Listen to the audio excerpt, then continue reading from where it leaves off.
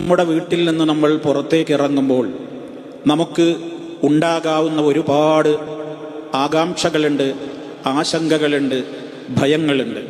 ഇതിൽ നിന്നെല്ലാം മുക്തമാകുന്ന വിധത്തിൽ നാം നമ്മുടെ വീട്ടിൽ നിന്ന് പുറത്തേക്ക് ഇറങ്ങുമ്പോൾ അള്ളാഹുവിൽ എല്ലാം തവക്കുലാക്കിക്കൊണ്ടുള്ള ഒരു ദിക്ർ നമുക്ക് ചൊല്ലാനുണ്ട്. ആ ദിക്ർ നമ്മൾ യഥാസമയം മറക്കാതെ ശ്രദ്ധാപൂർവം അതിൻ്റെ അർത്ഥവും ആശയവും ഗ്രഹിച്ചുകൊണ്ട് നമ്മൾ പറയുകയാണെങ്കിൽ വമ്പിച്ച രൂപത്തിലുള്ള ഒരു സംരക്ഷണമാണ് നമുക്കത് മുഖേന ലഭിക്കാൻ പോകുന്നത്. ഇന്ന് ആ ദുആയാണ് ഞാൻ നിങ്ങൾക്ക് പരിചയപ്പെടുത്തുന്നത്.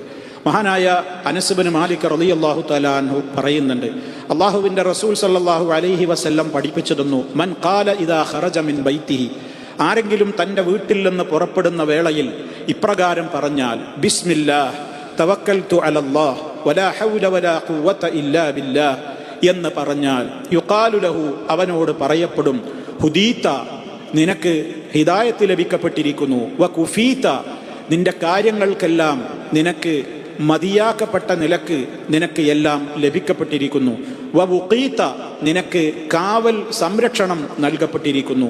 മാത്രമല്ല വ തനഹ അൻഹു ശൈത്താൻ, ഇത് മനുഷ്യൻ പറയുന്നതോടുകൂടി ശൈത്താൻ അവരിൽ നിന്ന് ദൂരെ മാറി നിൽക്കും.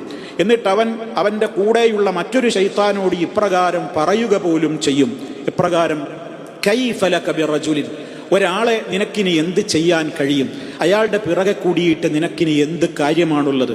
കാരണം ഖദ് ഹുദിയ, അയാൾക്ക് ഹിദായത്ത് ലഭിക്കപ്പെട്ടിരിക്കുന്നു, വ കുഫിയ, അയാളുടെ കാര്യങ്ങൾക്കൊക്കെ മതിയായ വിധത്തിൽ അയാൾക്ക് എല്ലാ രൂപത്തിലും നൽകപ്പെട്ടിരിക്കുന്നു, വ വുഖിയ, അദ്ദേഹത്തിന് സംരക്ഷണവും നൽകപ്പെട്ടിരിക്കുന്നു എന്ന്.